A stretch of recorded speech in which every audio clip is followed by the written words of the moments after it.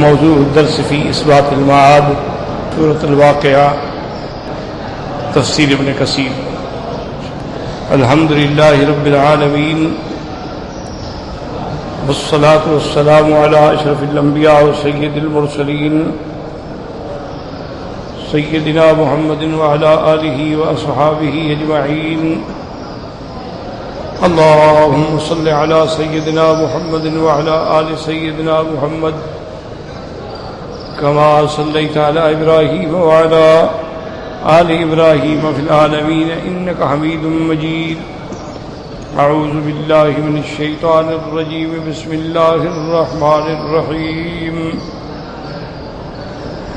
نحن خلقناكم فلولا تصدقون أفرأيتم ما تمنون أأنتم تخلقونه أم نحن الخالقون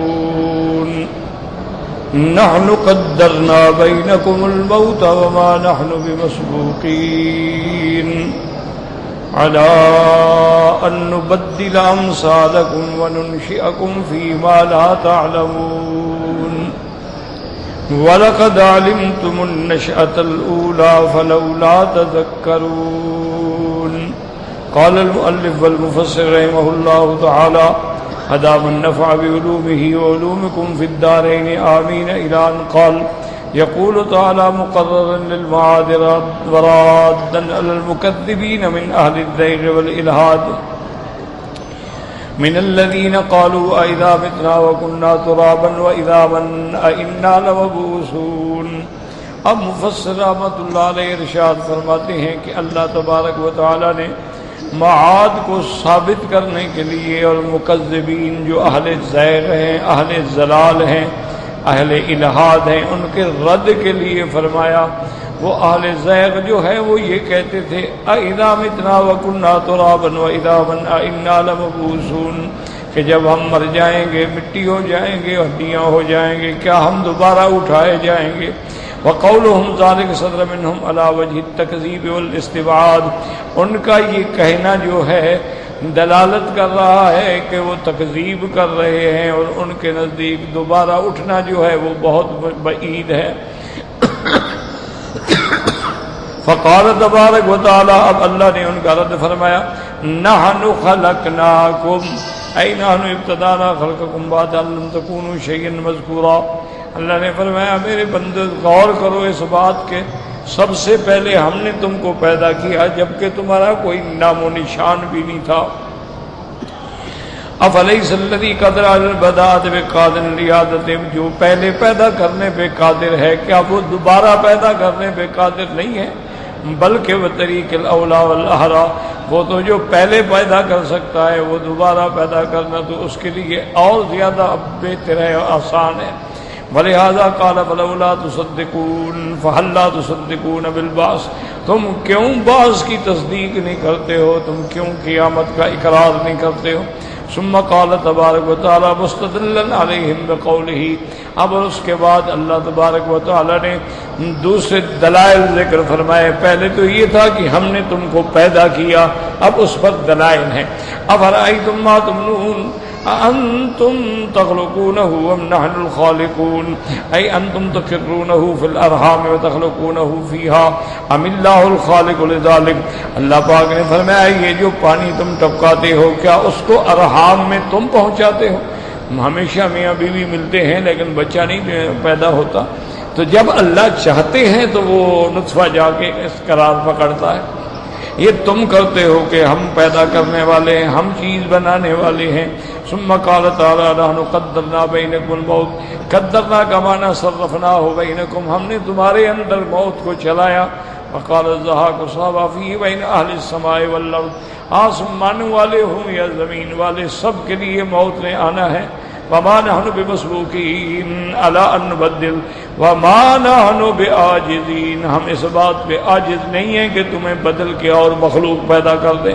علی ان نبدل امثالکم ونغیر خلقکم یوم القیامت قیامت والے دن ہم تمہاری تخلیق کو ہی بدل ڈالیں.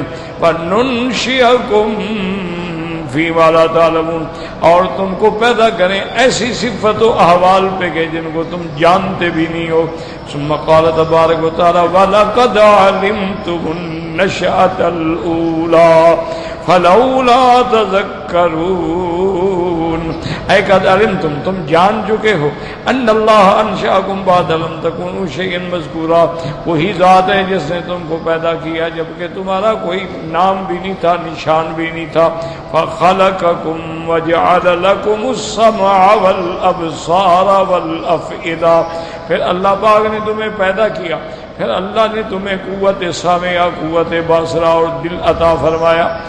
فَهَلْ لَا تَتَذَكَّرُونَ وَتَعْرِفُونَ، کیوں تم نصیحت نہیں پکڑتے، کیوں تم اس بات کو نہیں سمجھتے؟ ان الذي قدر هذه النشأة والبداءة قادر النشأة الأخرى وهي إعادة بطريق الأولى والأحرى، کہ جو پہلے پیدا کرنے پہ قادر ہے وہ دوبارہ بھی ہمیں پیدا کرنے پہ قادر ہے۔ کما قال اللہ تبارک و تعالی وَهُوَ الَّذِي يَبْدَأُ الْخَلْقَ ثُمَّ يُعِيدُهُ وَهُوَ أَهْوَنُ عَلَيْهِ، وہی ذات ہے کہ جس نے مخلوق کو پیدا کیا، اس کا لوٹانا تو پھر اس کے لیے آسان ہے۔ یاد رکھو یہ تو سمجھانے کے لیے ہے، ورنہ اللہ کے لیے پہلے بھی مشکل نہیں تھا اور بعد میں بھی کوئی مشکل نہیں ہے، یعنی یہ سمجھانے کے لیے ہے کہ جو پہلے بنا سکتا ہے دوبارہ بنانا تو پھر آسان ہے۔ اور اس کے بعد فرماتی ہیں وَلَا يَذْكُرُ الْإِنسَانُ اَنَّا خَلَقْنَاهُ مِن قَبْلُ وَلَمْ يَكُ شَيْئًا، کیا اب انسان یہ نہیں جانتا، نہیں سمجھتا، نہیں یاد کرتا ہم نے اس کو پیدا کیا جبکہ اس کا نام و نشان بھی نہیں تھا، کوئی وجود ہی نہیں تھا۔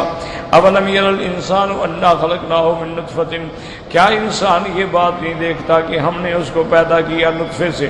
فاذا هو خصیم مبین، جب ہم نے اس کو انسان بنایا، ہم نے اس کو سمع قوت دی، بصر دیا، عقل دیا، فہم دیا، تو اب وہ بڑا جھگڑالو بنتا ہے۔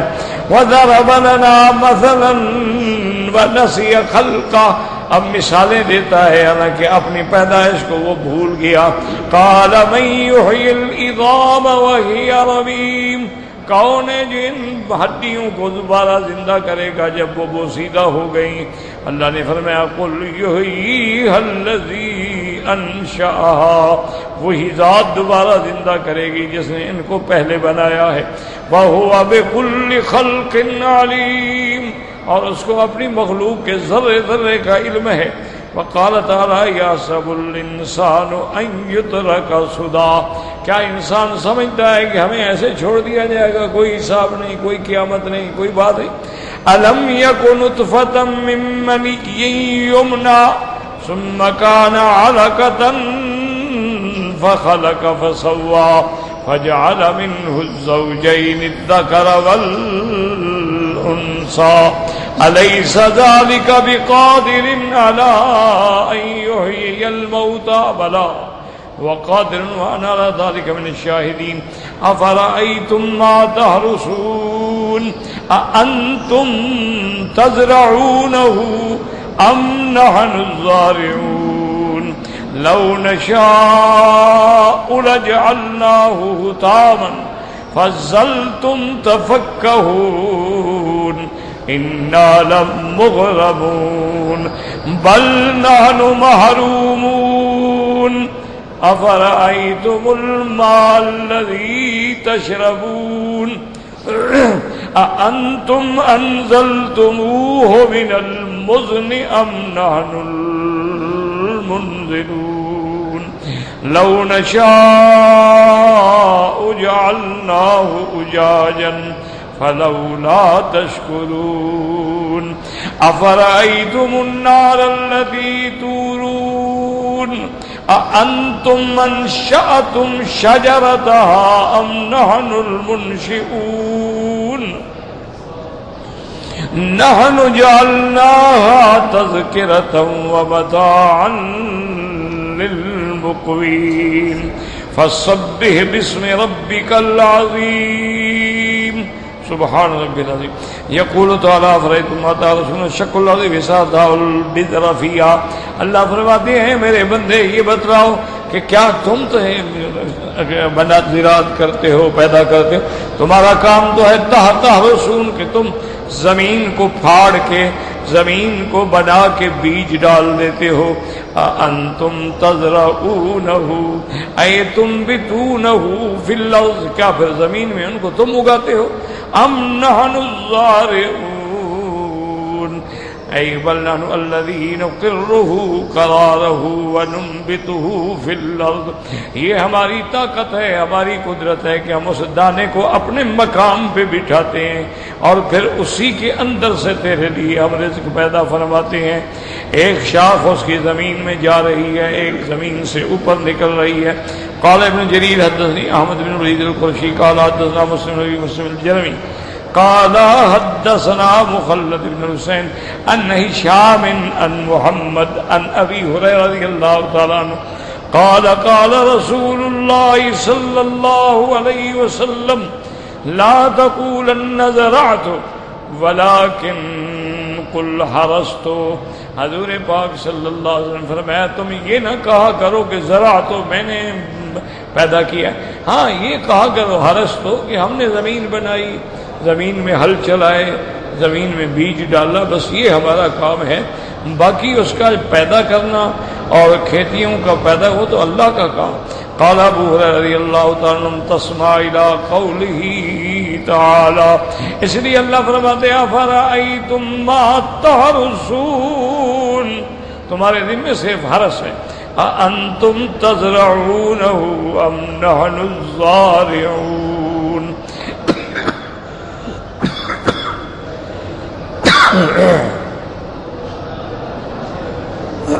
ورواه البزار محمد بن عبد الرحیم المسلم الجرمی به وقال ابن حاتم حدثنا ابي قال حدثنا موسى بن اسماعيل قال حدثنا حماد بن عطاء النبي عبد الرحمن لا تقولوا زرعنا، یہ نہ کہو ولكن قولوا حرثنا، یہ کہا ہم نے زمین بنائی ہے، اب جمانا پیدا کرنا اس کا کام. فروانا جل بدری انہو کان اذا قرأ انتم تزرعونہ ام نحن الزارعون وامثالها یقول بل انت یا ربی.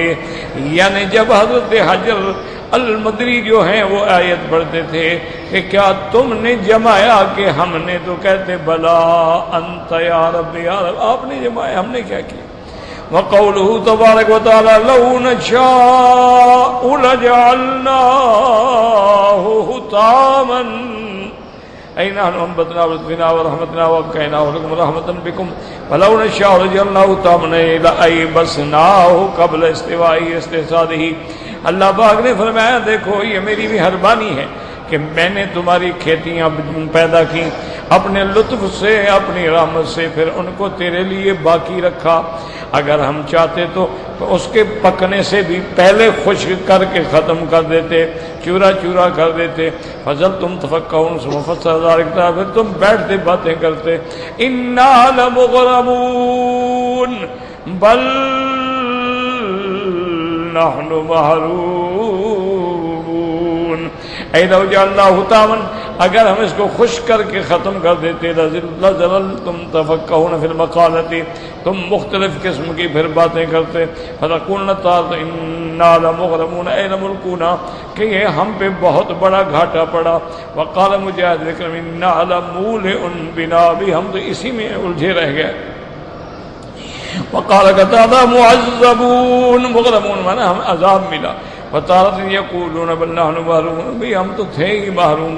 وقال مجاہد انا لمغرمون ملکون للشر بل نحن محارفون، یعنی ہم تو ایسے لوگ ہیں جن کو شر کی طرف ڈالا گیا. لا یثبتنا مال ولا ينتجنا ربح، ہمارے لیے نہ کوئی مال باقی رہتا ہے، نہ کوئی چیز ہمارے لیے نفع کا ذریعہ بنتی ہے. وقال مجاہد بل نحن محرومون اے مجددون، یعنی لا حظ لنا، یعنی ہم تو ایسے بد نصیب ہیں کہ ہمارے لیے کچھ بھی نہیں رہا.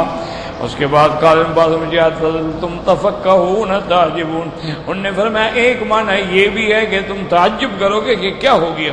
وقال مجاہد تفقہون تفجعون وتحزنون، یعنی تم جب دیکھو گے کہ فصل برباد ہو گئی ہے تو تم اچانک حیران ہو جاؤ گے، غمگین ہو جاؤ گے. علی ما فاتکم من ذرکم وهذا یأتی الاول وهو تعجب من الصبر الذي من اجله يصيب في مالهم وهذا اختیار ابن جریر، یعنی پہلے قول کی طرف راجع ہے کیونکہ تعجب اسی لیے ہے جو ان کے مال پہ مصیبت پڑی. وقال اکرمہ تفضلتم تفقہون تلاومون، ایک دوسرے کو ملامت کرنا. وقال الحسن وقتادہ وسطیبۃ تفقہون تندمون، تم ندامت کرو گے، شرمندگی. اب ندامت سے کیا بنتا ہے؟ ومانا ہو ما انفقتم او لا ما اصبتم من الذنوب، یعنی اب تم ندامت کرو گے کہ اتنا خرچہ کیا، فصل بنائی لیکن کچھ بھی نہ ملا، یا اپنے گناہوں پہ. قال سے تفقہ من الازداد تقوى تفقہ بمعنى تنعم تفقہ بمعنى حزن. تو حضرت قصائی لغت میں بھی امام ہیں، وہ فرماتے ہیں تفقہ کا لفظ جو ہے یہ ازداد سے ہے، یعنی ایک چیز میں دونوں معنی پائے جاتے. تفقہ کا معنی یہ بھی ہے کہ مجھے وہ بڑی نعمت مل گئی، اور تفقہ کا معنی یہ بھی ہے کہ مجھے غم پہنچا ہے. تو ایک ہی لفظ جو ہے یعنی ازداد میں استعمال ہوتا ہے. ضد میں جیسے لفظ زوج ہے وہ بھی ازداد میں سے ہے، خامد بھی زوج ہے، بیوی بھی زوج ہے، تو دونوں پر اس کا اطلاق ہوتا ہے. تو اللہ تبارک و تعالی نے یہ دلائل دیے. اول سب سے پہلے دلائل کا تعلق جو ہے وہ نفس انسانی سے تھا کہ تم اپنے اندر غور کرو، بس دور جانے کی ضرورت ہی نہیں. اسی لیے یاد رکھیں نا کہ بڑے بڑے بزرگ جو گزرے ہیں وہ اپنے مریدین کو سکھاتے ہیں نا کہ مراقبہ کرو. وہ مراقبے کا معنی یہی ہوتا ہے کہ بیٹھ کے غور کرو، تدبر کرو، ہر طرف سے نظریں بند کر کے الگ بیٹھ کے تنہائی میں غور کرو، اور اپنے اندر غور کرو کہ انسان کے اندر یہ ساری مشینری جو ہے یہ کس نے بنائی. دیکھو نا جی، آپ ایک آنکھ ہے، کسی آنکھ والے ڈاکٹر کے پاس جا کر اس کا چارٹ دیکھیں نا تو آپ حیران ہو جائیں گے کہ ایک آنکھ میں اللہ نے کتنی چیزیں ہیں. کان ہے، کسی ENT ڈاکٹر کے پاس جا کے اس کے چارٹس دیکھیں کہ کان جو ہے جو سنتے ہیں ہم، اس کا نظام اللہ نے کیسے بنایا. دماغ ہے، چلو انسان کا تو نہیں دیکھا، جانوروں کا تو مغز کھاتے رہتے ہو نا، دیکھا کیسے اللہ نے بنایا، پھر کیسے اس کو تقسیم کیا، پھر اس کے اندر کیسے اللہ نے شرائین کو جوڑا ہے. یہ کہتے ہیں نا اللہ نہ کرے اللہ نہ کرے کسی کو فالج ہو گیا، اصل میں وہ دماغ کے کام ہے، سارا وہ سسٹم جو ہے نا وہ کام چھوڑ دیتا ہے.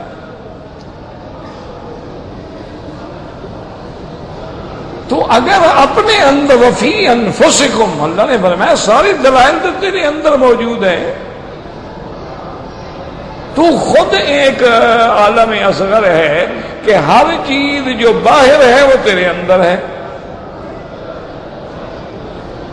باہر روشنی ہے تیرے اندر بھی ہے، باہر ہوا ہے تیرے اندر بھی ہے، باہر ظلمت ہے تیرے اندر بھی ہے، باہر جو آپ دیکھتے ہیں ماشاءاللہ شور و شر ہے وہ تیرے اندر بھی ہے، کسی جگہ آپ جاتے ہیں سکون ہے وہ تیرے اندر.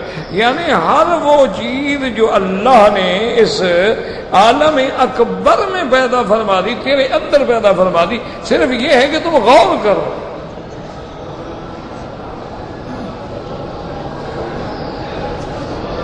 اسی لیے ایک حدیث مبارک بھی آتا ہے کہ حاسبو قبل ان تحاسبو، اپنا محاسبہ کرو اس وقت سے پہلے جب حساب کا وقت آ جائے. پہلے بیٹھ کے محاسبہ کرو کہ میں نے آج کیا کیا. سارے دن کے اپنے کام لکھو کہ میں نے صبح اٹھنے کے بعد سے لے کر رات کے سونے تک کیا کیا کیا. اس میں کتنے کام ہیں جو اللہ کی فرما برداری کے ہیں اور کتنے ہیں جو نافرمانی کے ہیں. اس میں کتنا ٹائم ہے جو میں نے اللہ کی اطاعت میں گزارا ہے اور کتنا ٹائم ہے جو میں نے ہنستے مذاق کھیلنا کودنا ساتھی یا سونا کھانا پینا اس میں گزارا ہے. ذرا رات کو بیٹھ کے حساب تو کرو. کیونکہ جو قومیں حساب نہیں کرتی ہیں تو ان کا تو پھر انجام یہی ہوتا ہے. اب دیکھیں نا بڑے بڑے بینک کیوں نہ ہوں اگر حساب نہ ہو تو پھر کباڑیا ہو جائے گا. بڑے بڑے ملک کیوں نہ ہوں اگر کوئی اس پہ چیک اینڈ بیلنس ہی نہیں حساب ہی نہیں جو آیا کھا گیا جو آیا لوٹ گیا جو آیا لے گیا پوچھنے والا ہی کوئی نہیں تو انجام کیا ہوگا. تو جب بڑے بڑے ملک جب بڑے بڑے انٹرنیشنل لیول کے بینک جب بڑی بڑی ملٹی نیشنل کمپنیاں جو ہیں وہ دیوالیہ ہو جاتی ہیں تو کیوں ہوتی ہیں؟ کبھی سوچا ہے کبھی غور کرو. اور اسی طرح اللہ کی کمال قدرت پہ بھی غور کرو. اور جتنی تم غور کرو گے اتنی اللہ پہ یقین بڑھتا جائے گا. اور جب یقین کامل ہو جائے گا تو ایمان کامل ہو جائے گا. اور جب ایمان کامل ہو تو پھر بندہ بڑی سے بڑی چوٹ بھی سہ جاتا ہے بڑے سے بڑا صدمہ بھی برداشت کر لیتا ہے. کوئی مصیبت آئی اس نے کہا انا للہ و انا الیہ راجعون. سب اللہ کے لیے ہے اسی کی طرف لوٹ کے جانا ہے وہ ٹھیک ہے. اس لیے تاریخ میں یہ بات موجود ہے کہ جنوبی افریقہ کے کسی علاقے میں دو بڑے بڑے ذمہ دار تھے. باہر کے ملکوں میں جو ذمہ داریاں ہیں نا وہ ہماری طرح نہیں ہوتی. ہمارے ہاں تو خیر زمینوں کا احوال ایسا ہے وہاں ایک سسٹم ہے. پہلے تو بڑی ذمہ داریاں ہیں نہیں اگر ہیں تو ایک سسٹم ہے. یہ نہیں ہے کہ وہ ذمہ دار جو ہے وہ فرعون بن کے بیٹھا ہو اور سب کو کھا جائے. وہاں پھر جس کے پاس زمینیں ہوتی ہیں نا اس کے بعد میلوں کے حساب سے زمینیں ہوتی ہیں. کسی کا رقبہ جو ہے نا 10 میل تک اس کا رقبہ جا رہا ہے 5 میل 10 میل 20 میل اور تمام قسم کی مشینری ان کے پاس ہوتی ہے. اور گورنمنٹ کا نظام ایسا ہے کہ تمہاری زمین کہیں جنگل میں بھی کیوں نہ ہو سڑک بھی جائے گی گیس بھی جائے گا بجلی کی لائن بھی جائے گی ٹیلی فون کیبل بھی جائے گی ہر چیز تمہیں وہاں ملے گی. کہتے ہیں جب ہم ٹیکس لیتے ہیں تو پھر اس کو آرام تو دے نا. جب ہم اس کی ٹیکس پہ سارا نظام چلا رہے ہیں تو جو ہمیں دے رہا ہے اس کو ہم کچھ بھی نہ دیں. ہمارے ہاں تو الٹا چکر ہوتا ہے نا ٹیکس بھی غریب دیتا ہے بجلی کا بل بھی غریب دیتا ہے بینک سے قرضہ لے لے تو وہ بھی غریب دیتا ہے. امیر آدمی تو نہ قرضہ واپس کرتا ہے نہ کبھی بجلی کا بل دیتا ہے نہ کبھی ٹیکس دیتا ہے. اس کے بعد تو منشی بیٹھے ہیں صاحب بنا کے دکھا دیں گے جناب 50 کروڑ آیا تھا تو 50 کروڑ کا گھاٹا ہو گیا. صاحب کو تو کچھ بچا ہی نہیں کیا ٹیکس دے بیچارہ. ان کے پاس تو ہر قسم کے کھاتے والے ہیں. ایک کھاتا ہوتا ہے جو حقیقی ہوتا ہے ایک کھاتا ہوتا ہے جو انکم ٹیکس ڈپارٹمنٹ کو دکھانے کے لیے ہوتا ہے وہ جیلی کھاتے ہوتے ہیں. اس کے بنانے والے بڑے بڑے ماہرین بیٹھے ہیں. بہرحال ان دو ایک مسلمان ذمہ دار تھا ایک انگریز تھا ڈچ تھا. اس کا بھی انجیر کا باغ تھا اس کا بھی انجیر کا باغ تھا اور میلوں میں سب انجیر لگے ہوئے اور اتنا بڑا بڑا انجیر اور خوبصورت انجیر. تو دونوں نے ایک کمپنی سے بات کی کہ بھئی اتنا باغ ہے اور اتنا متوقع اس کا صبر ہوگا تو آپ آ کے ہم سے خرید لیں. تو وہ خرید سودا ہو گیا. اور وہ سودا بھی یعنی $1,000,000 میں ہوا.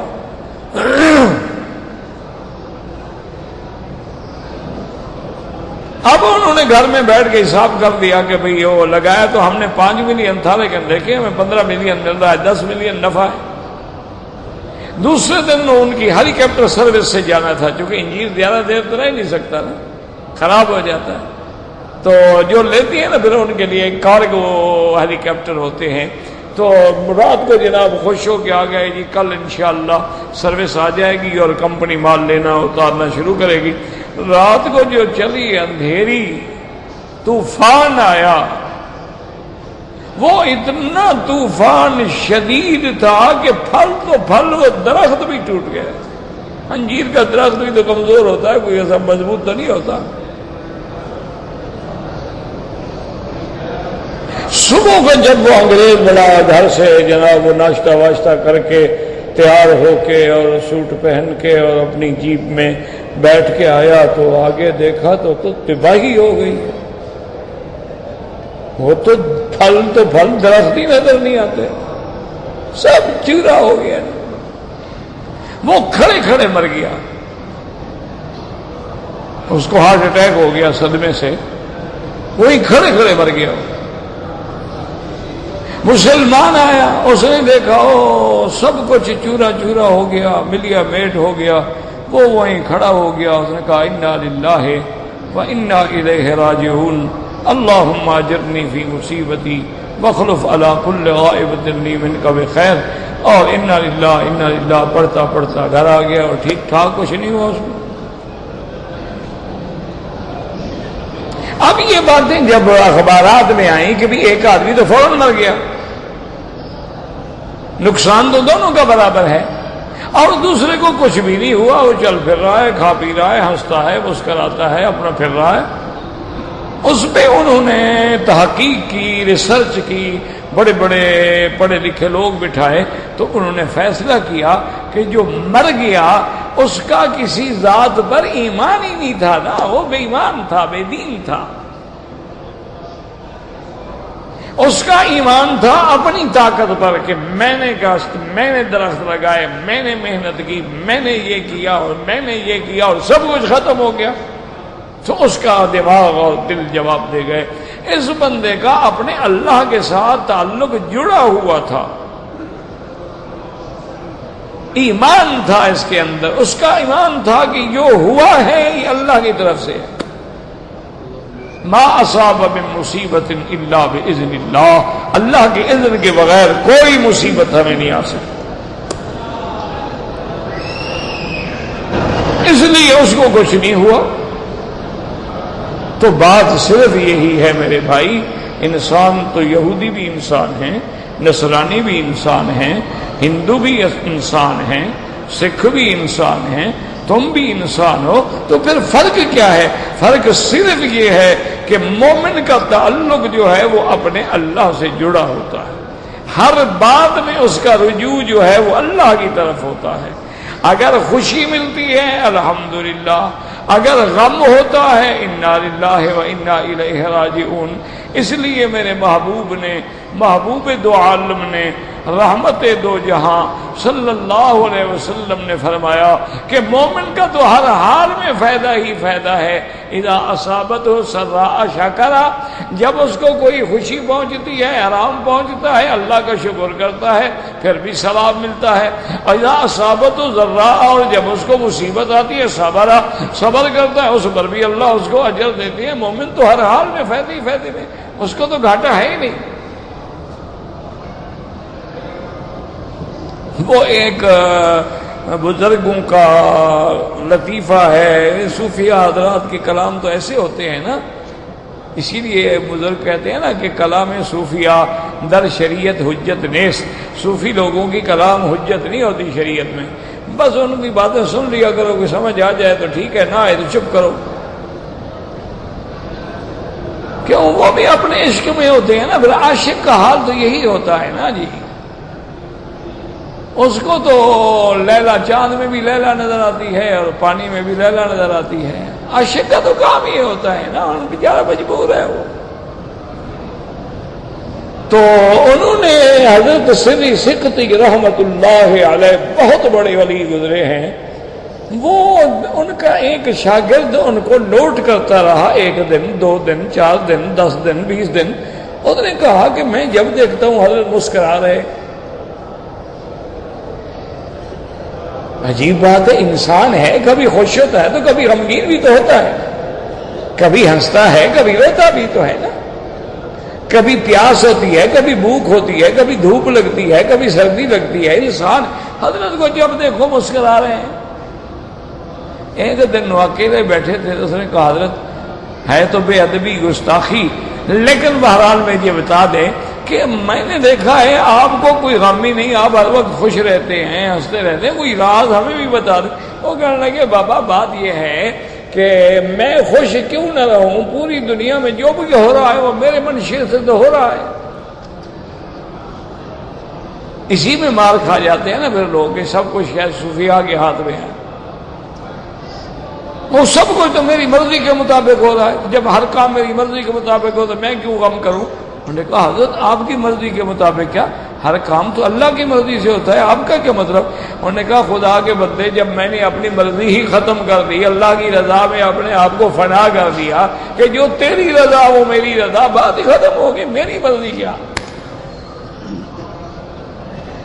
انہوں نے کہا ہم نے اپنے اللہ سے فیصلہ کر لیا ہے کہ مولا جو تیری رضا ہے نا بس وہ میں راضی.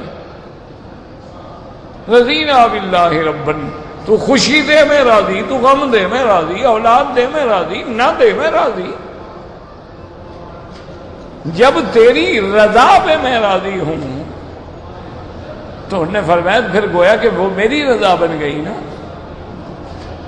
اسی لیے حدیث میں بھی آتا ہے نا کہ بندہ میری اتنی عبادت کرتا ہے، اتنی عبادت کرتا ہے، تقرب الی بالنوافل، نوافل کے ساتھ میرا تقرب ڈھونڈتا ہے، حتیٰ کہ جو سنتا ہے میں اس کا سما بن جاتا ہوں.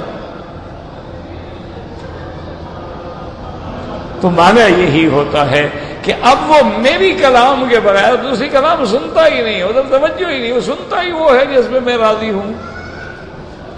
یہ معنی ہوتا ہے. بعض لوگ پھر بزرگوں کی باتوں کو سمجھتے نہیں ہیں، وہ بیچارے شرک میں چلے جاتے ہیں کہ ہر کام بزرگ کی مرضی سے ہو رہا ہے اور پیر کے منشے سے ہو رہا ہے. غلط بات ہے. وما تشاءون الا ان یشاء اللہ، ہر کام اللہ کے حکم سے ہو رہا ہے، اللہ کی رضا سے ہو رہا ہے. لیکن بزرگ چونکہ اس کی رضا پہ راضی ہوتے ہیں، اپنی رضا کو مٹا دیتے ہیں، اپنی ہستی کو فنا کر دیتے ہیں کہ میں نے کچھ ہوں نہیں نا. جب میں کچھ بھی نہیں تو بات ختم ہو گئی. یہ اکڑ تو اس وقت تک ہے نا جب تم کہتے ہو میں ہوں، میں خان جناب، میں سردار، میں وڈیرا، بس موت اسی پہ آتی ہے. جب آدمی مٹا دے اپنے آپ کو کہ جی میں تو کچھ بھی نہیں، میں تو ایک عاجز انسان ہوں، یہ اس کا کرم ہے کہ اس نے مجھے آنکھیں دے دی ورنہ میں اندھا بن کے ٹھوکریں کھاتا. یہ شکر ہے اس نے مجھے ٹانگیں دے دی ورنہ میں بھی کسی ریڑھی پہ بڑا ہوتا، گھسٹتا ہوتا.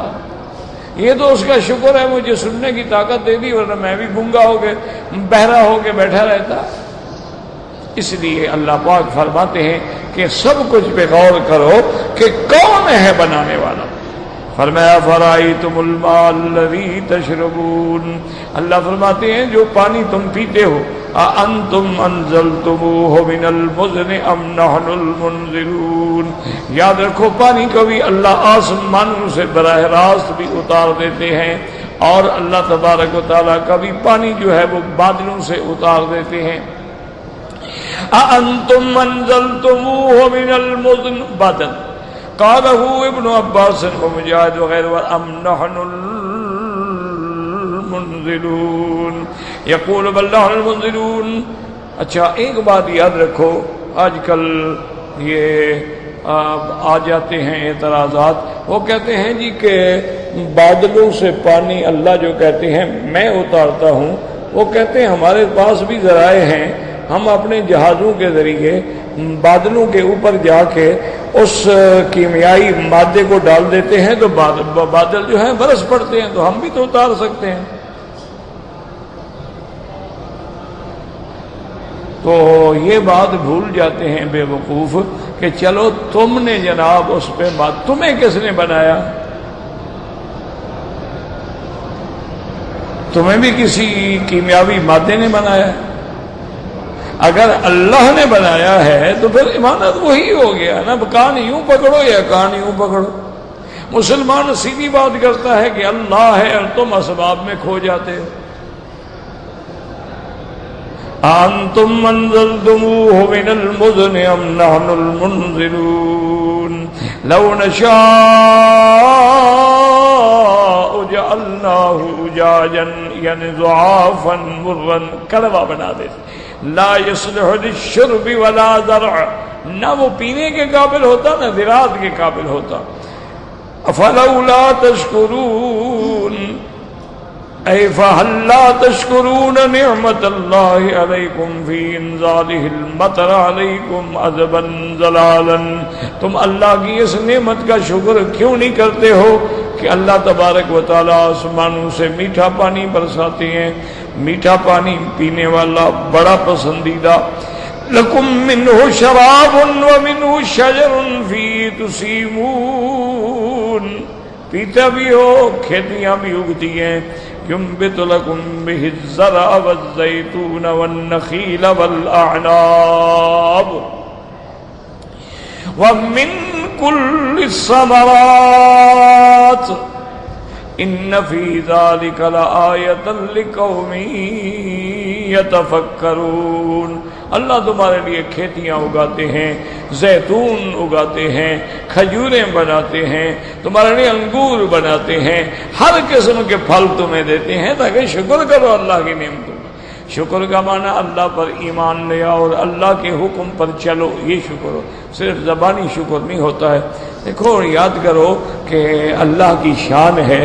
اب اسی انگور پہ دیکھ لو، اسی کھجور پہ دیکھ لو، زیتون پہ دیکھ لو، جو دشمن اسلام ہیں وہ اسی پہ لگے ہوئے ہیں، ریسرچ کر رہے ہیں اور انہوں نے تحقیق کا حق ادا کر دیا ہے کہ زیتون کا کیا کیا فائدہ ہے اور کس کس چیز میں استعمال ہو سکتا ہے، انگور کا کیا فائدہ ہے، کھجور کا کیا فائدہ ہے۔ انہوں نے ساری بحثیں کر کے ایسے ایسے فوائد اور منافع نکالے ہیں کہ پوری دنیا اس سے فائدہ اٹھا رہی ہے، اور ہم نے قرآن کو صرف تعویذ لکھنے کے لیے رکھا ہوا ہے۔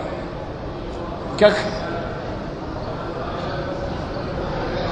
یعنی آپ یقین کریں کہ حضور کی حدیث مبارک میں آ گیا حبۃ السوداء کے بارے میں کہ شفاء، کہ ہر بیماری سے شفا الا الموت، موت کو نہیں روک سکتا ہے۔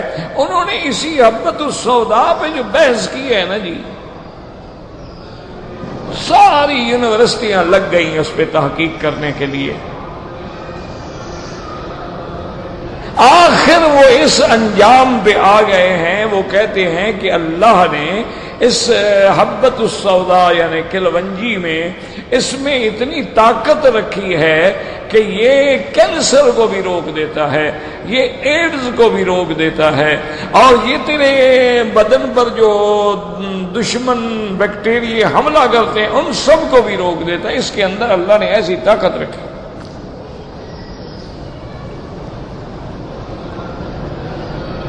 اچھا، انسان کے پیٹ کے اندر ایک جرثومہ پیدا ہوتا ہے، ایک جرثومہ ہوتا ہے، اللہ معاف کرے، وہ انسان کے پیٹ میں پانی کی وجہ سے، اچھا پرانا گوشت کھانے کی وجہ سے، جیسے ہمارے یہاں ہوتا ہے نا، گوشت رکھ دیا فریزروں میں پڑا رہا، عید پر 20-25 بکرے اکٹھے کر کے رکھ لیے، سارا سال کھاتے رہے، اگلے سال پھر آ جائے گا موقع انشاءاللہ، پھر لوگوں کے بکرے اٹھا کے لے آئیں گے، تو اس پرانے گوشت سے بھی وہ پیدا ہوتا ہے، اور وہ اتنا یعنی گندا جرثومہ ہے کہ ڈاکٹروں کے پاس اس کے لیے ٹرپل تھراپی ہوتی ہے، 3 اینٹی بائیوٹک کٹھے دیتے ہیں، وہ ایک سے نہیں مرتا، ایچ پلورل ہوتا ہے، تو اس کا علاج جو ہے وہ ٹرپل تھراپی، کیا مانا 3 قسم کے اینٹی بائیوٹک دیتے ہیں، اور وہ بھی ایک لمبی مدت کے لیے، 5 دن کے لیے نہیں، 15 دن کے لیے، کہ وہ کسی طرح، اچھا کبھی یہ ہوتا ہے 15 دن وہ تینوں اینٹی بائیوٹک کھانے کے بعد بھی وہ نہیں مرتا،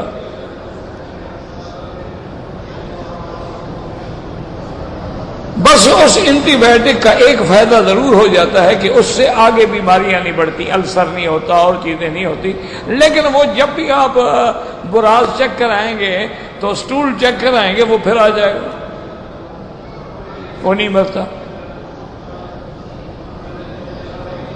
میں نے ایک کتاب میں پڑھا تو اس میں اس نے لکھا کہ ایچ پلورل جو جرثومہ ہے اس کے مارنے کے علاج جو ہے وہ صرف زیتون کا تیل ہے، اور دنیا کی کوئی طاقت اس کو نہیں مار سکتی۔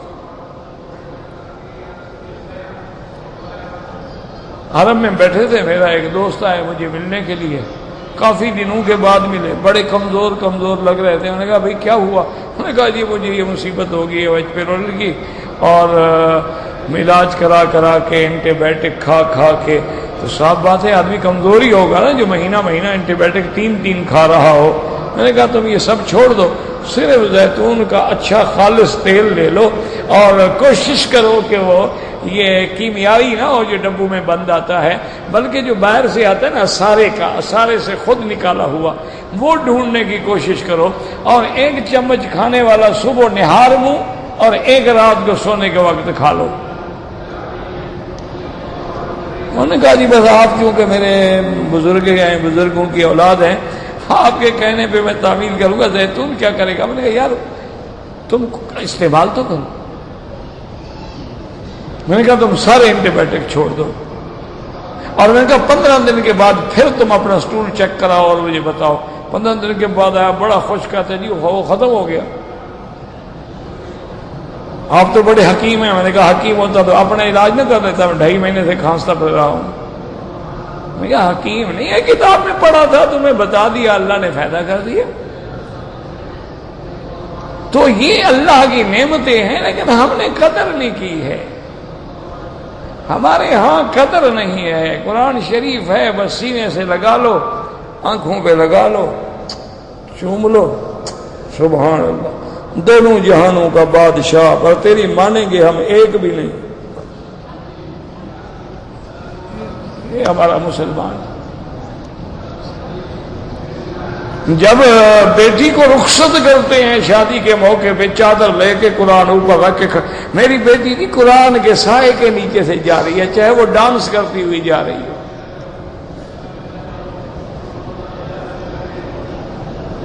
تو قرآن کو تو چومنے کی جہاں تک بات ہے نا، وہ تو یہ جو میراثی لوگ ہوتے ہیں، طوائفیں ہوتی ہیں، وہ زیادہ چومتی چاٹتی ہیں، اس سے پھر کیا ہو جاتا ہے؟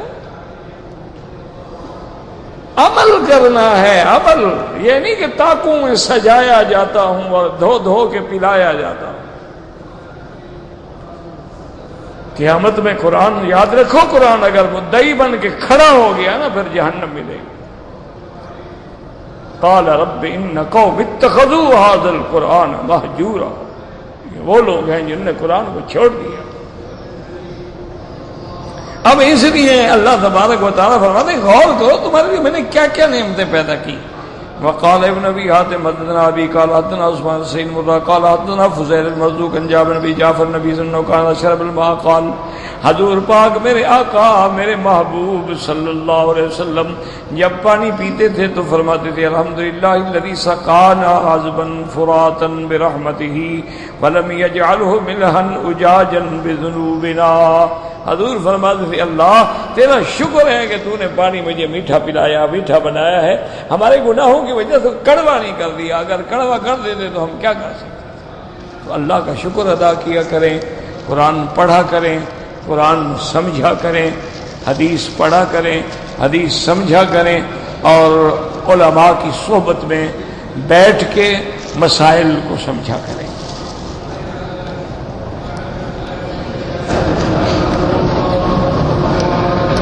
کہتے ہیں جی کہ میری سیدھی آنکھ جب پھڑکتی ہے تو اچھا کام ہوتا ہے، اور جب میری الٹی آنکھ پھڑکتی ہے تو میرا نقصان ہوتا ہے۔ الٹی آنکھ نکال دو، کیا خیال ہے؟ نہ ہوگی نہ پھڑکے گی۔ جب ہوگی نہیں تو پھڑکے گی کیا؟ اچھا کئی لوگ ہیں جن کی آنکھ پورا سال پھڑکتی رہتی ہے، پھر کیا کرو گے؟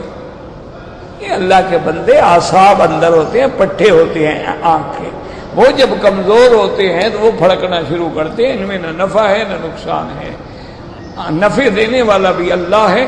اس لیے حضور نے اس کے لیے بھی ہمیں دعا سکھائی ہے کہ اگر آنکھ پھڑکنے کا شبہ ہے یا تیرے ہاتھ پھڑکنے کا شبہ ہے، یہ کہتے او جی آج ہاتھ میں خارش ہو رہی ہے، ہاں پیسہ نکلے گا، اچھا اس ہاتھ میں خارش ہو رہی ہے پیسہ آئے گا، او آج میرے پاؤں میں خارش ہے، او سفر لکھا ہوا ہے، یہ تو میراثیوں کے عقیدے ہیں،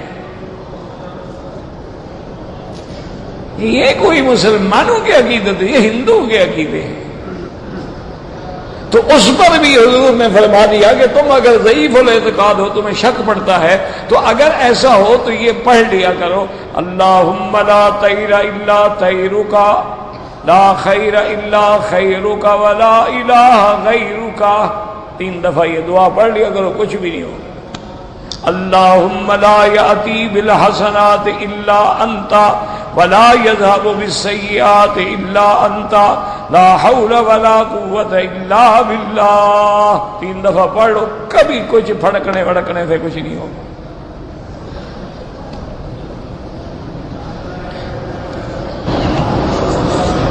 اور یہ ساری مصیبتیں بھی ہم مسلمانوں میں ہیں، کیونکہ ہمارے ساتھ ہندو قریب تھے نا، ان کے عقیدے ہمارے، ورنہ کبھی انگریز نے آپ کو کہا ہے میری آنکھ پھڑکتی ہے؟ ان کی نہیں پھڑکتی، کیا ہے؟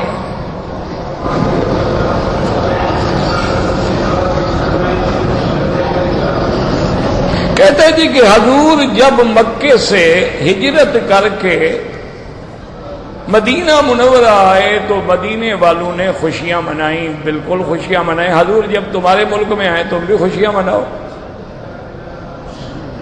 ہم تو منع نہیں کرتے۔ حضور پاک جب تمہارے ملک میں تشریف لے آئے خوشیاں مناؤ، بالکل خوشیاں مناؤ، لیکن یہ تو وہاں تو ہجرت کے بعد حضور کا جانا ثابت ہے، حضور کی انتظار میں وہ لوگ کھڑے تھے، اور حضور کو دیکھ کے انہوں نے کہا طلع البدر علینا من ثنیۃ الوداع۔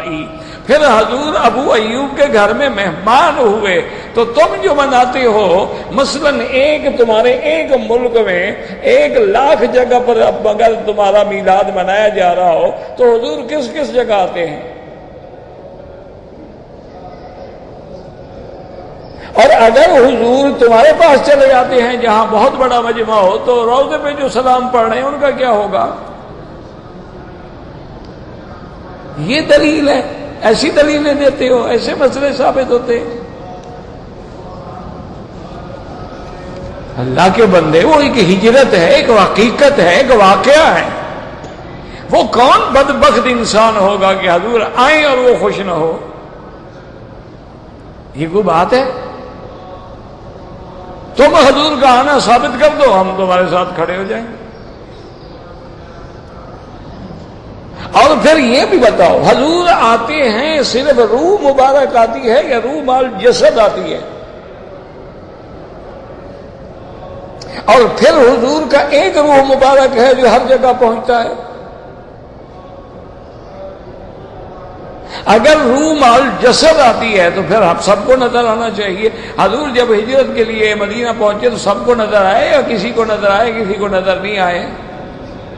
وہ تو چھوٹی چھوٹی بچیاں بھی دیکھ کے خوش ہو رہی تھیں، وہ تو بوڑھے بھی دیکھ کے خوش ہو رہے تھے، وہ تو مدینے والے آنکھیں بچھا کے کھڑے تھے کہ آج حضور ہمارے گھر میں ٹھہریں گے۔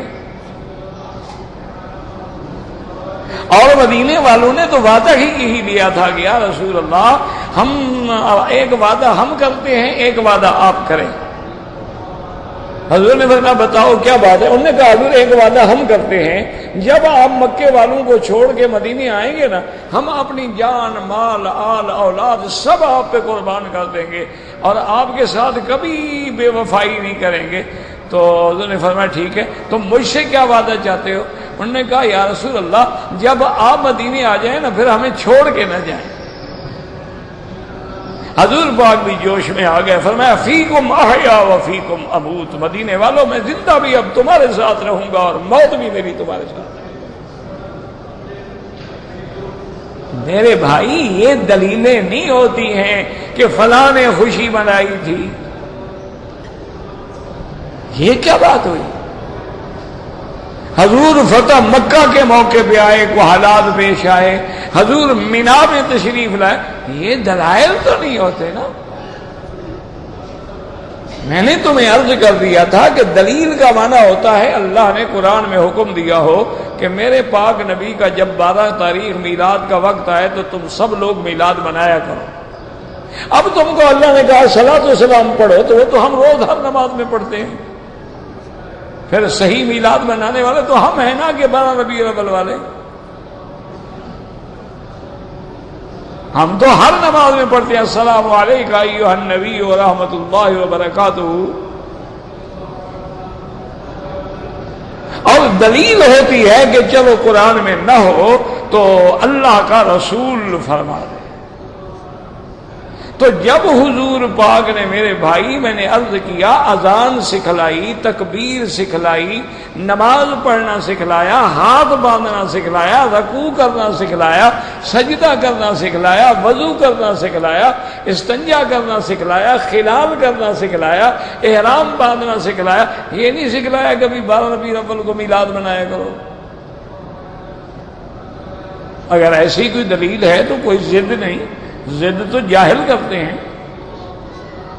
تمہیں ایک صحیح حدیث دکھلا دو، انشاءاللہ سب سے پہلے میں میلاد مناؤں گا۔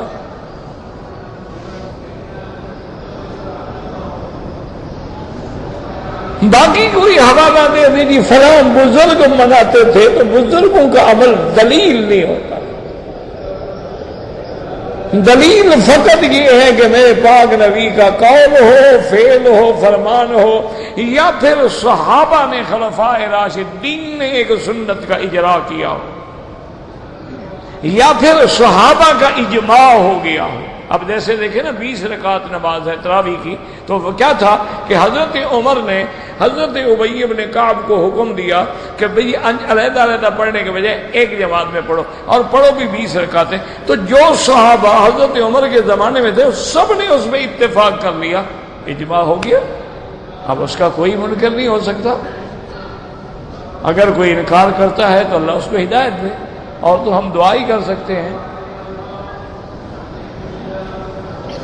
تو ایسی کوئی دلیل ہو بھی، حضرت ابو بکر نے حکم دیا، حضرت عمر نے حکم دیا، حضرت عثمان نے حکم دیا، حضرت علی نے حکم دیا، حسنین الشریفین نے حکم دیا، بی بی فاطمہ الزہرا نے، حضور کی بیویوں نے، کسی نے عمل کیا ہے بالکل ہمارے آنکھوں پہ، ہم مانیں گے، کوئی جھگڑا نہیں، کوئی ضد نہیں۔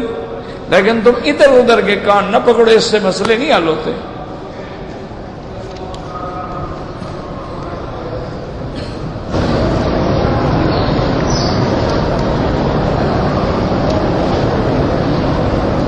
کہتے ہیں جی کہ ہم کام کرتے ہیں، کمپنی ہے کوئی، وہ ہمیں نماز نہیں پڑھنے دیتے، داڑھی نہیں رکھنے دیتے، چھوڑ دو نوکری۔ جہاں اللہ کا دین ضائع ہو نوکری نہ کرو،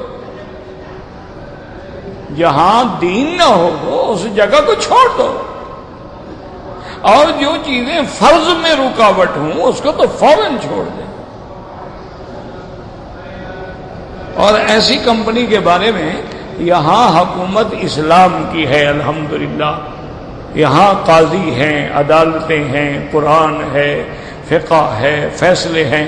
تم 4 آدمی اکٹھے ہو کے جا کے درخواست دے دو، امر بالمعروف والوں کو بتاؤ کہ یہ کمپنی ہمیں کہتی ہے داڑھی نہ رکھو، نماز نہ پڑھو، دیکھو تمہارا انتظام کرتے ہیں کہ نہیں۔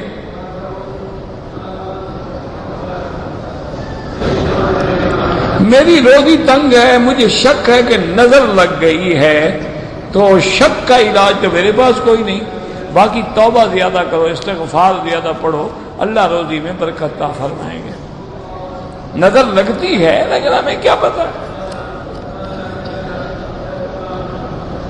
کہتے ہیں جی کہ جو لوگ ایسے پروگرام کرتے ہیں اہل بدعت ان میں نہیں جانا چاہیے، کیونکہ اہل بدعت کو عزت دینا جو ہے، حضور نے فرمایا کہ من وقر صاحب بدعت، جو کسی بدعتی کی توقیر کرے، عزت کرے، احترام کرے، فرمایا قد اعان علی ہدم الدین، اس نے محمد مدنی کے دین کو گرانے میں مدد کی۔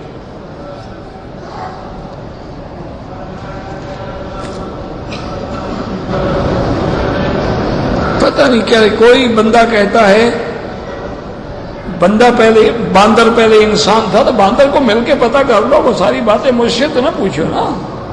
اس کے بعد چلے جاؤ اس سے پوچھو کہ جناب آپ کب تک بندر رہے، کب انسان بنے، وہ تمہیں سب کچھ بتا دے گا انشاءاللہ. ہم تو بندر بننا نہیں چاہتے، تمہیں شوق ہے تو بن جاؤ. ہمارا تو اصل آدم تھا، بندر نہیں تھا. ہمارا ابا آدم تھا، بندر نہیں تھا جناب. کلکم، حضور نے فرمایا کلکم ولد آدم، تم سب آدم کی اولاد ہو. وآدم من تراب، اللہ نے آدم کو مٹی سے بنایا ہے، بندر سے نہیں بنایا. میں آپ کے لیے دعا کرتا ہوں، بڑی اللہ پاک آپ کو جزائے خیر دے. آپ میری صحت کے لیے دعا کرتے ہیں، اس کا بدلہ اللہ دیں گے. گھوڑے کا گوشت حلال ہے، بعض ائمہ کے نزدیک حلال ہے. بخاری شریف میں بھی روایت آتی ہے، تو بعض حضرات جو ہیں اس کو حلال سمجھتے ہیں، اور بعض ائمہ کہتے ہیں کہ حلال تو ہے لیکن اس کا ذبح کرنا حضور پاک کے زمانے میں ثابت نہیں. تو بہرحال ابھی بھی جو بخارا کے لوگ ہیں وہ باقاعدہ گھوڑا ذبح کرتے ہیں، کھاتے ہیں. بہر صورت حلال ہونے کی دلیل ہے ان کے پاس، حدیث میں ہے. اللہم صلی علی محمد وعلی آل محمد وبارک وسلم. ربنا تقبل منا انک انت السمیع العلیم. اللہم فرج ہم المہمومین، نفس کرب المکروبین، وقض الدین عن المدینین، واشفنا واشف مرضانا ومرضى المسلمین. یا اللہ ہمیں حضور پاک کی سچی محبت نصیب فرما. یا اللہ ہمیں حضور پاک صلی اللہ علیہ وسلم کی اطاعت نصیب فرما. یا اللہ ہمیں حضور صلی اللہ علیہ وسلم کے فرمان پہ چلنے کی توفیق عطا فرما. یا اللہ ہمیں اہواء اور بدعات سے نجات عطا فرما. یا اللہ عالم اسلام کی حفاظت فرما. یا اللہ مسلمان جس ملک میں ہیں ان کی جان، مال، آبرو، عزت کی حفاظت فرما. ربنا تقبل منا انك انت السميع العليم وتب علينا انك انت التواب الرحيم. صلی اللہ تعالی علی خیر خلقہ سیدنا محمد وعلی آلہ وصحبہ اجمعین.